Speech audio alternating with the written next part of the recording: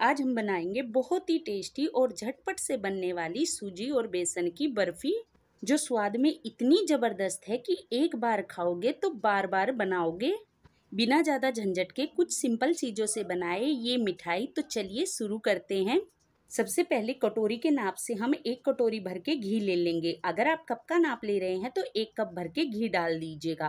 घी के गर्म होने पर इसमें डाल देंगे 2 कटोरी भर के बेसन और उसी कटोरी के नाप से इसमें 1 कटोरी भर के हम सूजी डाल देंगे।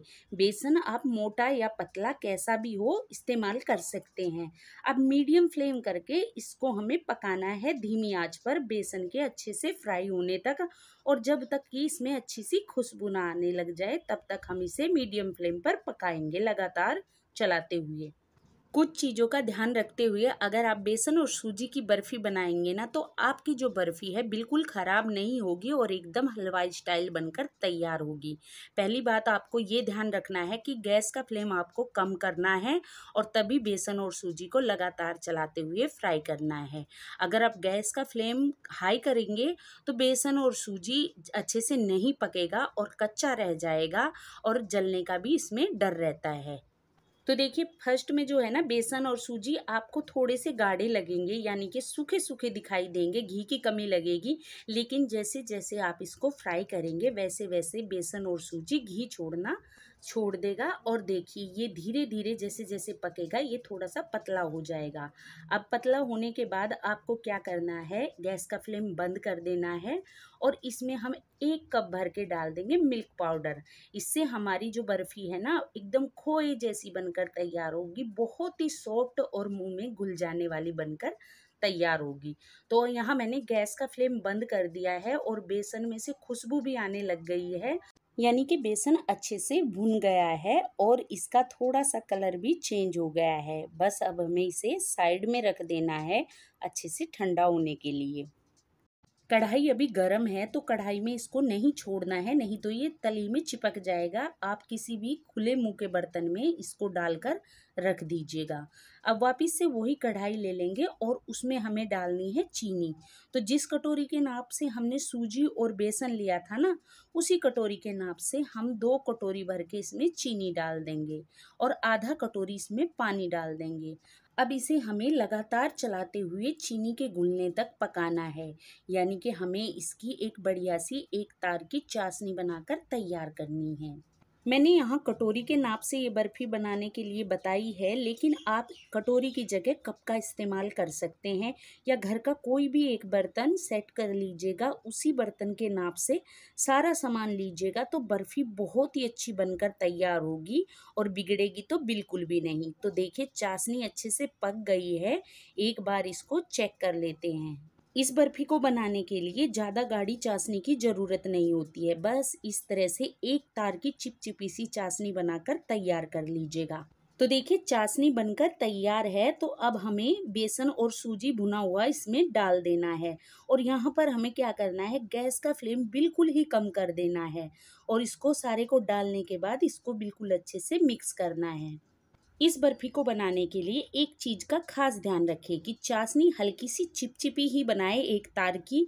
ज़्यादा गाढ़ी चाशनी आप इसके लिए मत बनाइएगा, नहीं तो ये जो आप सूजी और ये डालेंगे ना बेसन, तो ये पूरा इसमें खिला खिला हो जाएगा और आपकी जो बर्फ़ी है वो बिल्कुल भी बंधेगी नहीं। क्योंकि आपको पता है सूजी पानी या दूध में डालने के बाद में फूल जाती है, तो इसी तरह से सूजी चाशनी में अगर आप डालते हैं तो ये भी फूल जाती है। तो इसके लिए आपको पतली चाशनी ही रखनी है। तो इसको बिल्कुल अच्छे से हम मिक्स करेंगे, इसमें कोई भी लम्स वगैरह नहीं रहने चाहिए। बिल्कुल अच्छे से इसको मिक्स करना है और गैस हमें बिल्कुल कम रखना है। इस बर्फ़ी में हलवाई जैसा कलर आए तो हम उसके लिए यहाँ कलर का इस्तेमाल बिल्कुल भी नहीं करेंगे। हम इसमें इस्तेमाल करेंगे 1/4 चम्मच हल्दी। और घबराइएगा नहीं, हल्दी का टेस्ट इस मिठाई में बिल्कुल भी नहीं आएगा, आपको पता ही नहीं चलेगा कि आपने इसमें हल्दी का इस्तेमाल किया है। तो हल्दी को भी बिल्कुल अच्छे से मिक्स कर दीजिएगा और देखिए बेसन का कलर पूरा चेंज हो गया है, बहुत ही बढ़िया येलो कलर आ गया है। तो 10 मिनट लगातार चलाते हुए पका लिया है। अब घी लगी प्लेट में इसे हम डाल देते हैं। एक प्लेट में सारा बैटर नहीं आएगा तो हम दूसरी प्लेट में भी इसे डाल देंगे। ऊपर से आप इस पे चाहे तो अपनी मनपसंद ड्राई फ्रूट डाल सकते हैं। मैंने पिस्ता का इस्तेमाल किया है, या आप चाहें तो इसे बिना ड्राई फ्रूट के भी खा सकते हैं, बहुत ही टेस्टी लगेगी। अब इसे 5 मिनट के लिए फ़ैन के नीचे रख देंगे ताकि ये अच्छे से ठंडी हो जाए।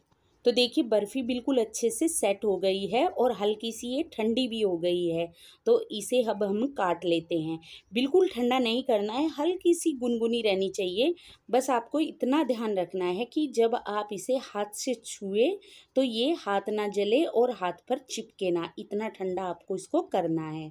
उसके बाद आप इसे आराम से चाकू से अपनी मनचाहे शेप में काट सकते हैं। इस बर्फ़ी को बनाना बहुत ही आसान है, बस सिर्फ आपको 2 बातों का खास ध्यान रखना है। एक, गैस का फ्लेम कम रखें जब आप बेसन और सूजी को भून रहे हो, और दूसरा, जब आप इसकी चाशनी बनाएं तो इसकी चाशनी ज़्यादा गाढ़ी नहीं बनानी है आपको, बस एक तार की चाशनी आपको बनाकर तैयार करनी है। फिर देखिएगा आपकी जो ये बर्फ़ी है ना, एकदम हलवा स्टाइल बनकर तैयार होगी। तो देखिए बर्फ़ी के काटने से ही आपको पता चल रहा होगा कि बर्फ़ी कितनी अच्छी बनकर तैयार हुई है। और देखिए प्लेट से ये कितने आराम से निकल रही है, एक भी पीस इसका नहीं टूटेगा, इतनी अच्छी आपकी बर्फ़ी बनकर तैयार होगी। और प्लेट में भी ये बिल्कुल नहीं चिपकेगी अच्छे से, अगर आपने प्लेट में घी लगाया है। तो आखिर में मैं आपको ये बर्फ़ी तोड़ कर भी दिखाऊंगी कि कितनी नरम मक्खन जैसी बर्फ़ी हमारी बनकर तैयार हुई है। तो दोस्तों आपको ये रेसिपी कैसी लगी मुझे कमेंट करके ज़रूर बताइएगा।